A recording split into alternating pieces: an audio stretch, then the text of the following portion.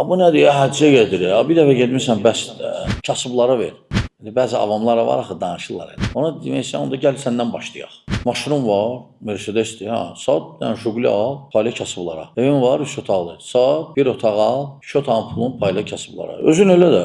Həccə gedən birinci o başa düşmür ki, maliyyə cəhətdən şəriət bölüb hər şeyi. Əgər şəriət tətbiq olunsa, necə var? Demək olar ki, kasıb olmaz. Yəni, zəkatların hamı çıxartsa imkanlılar.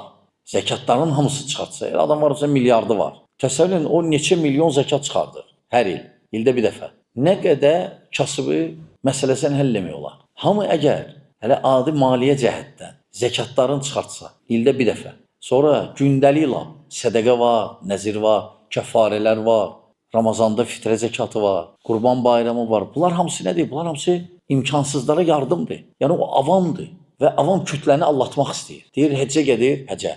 Onu kasıblara versin. Kasıblar, onsuz da həccə gedən adam kasıblara da baxır.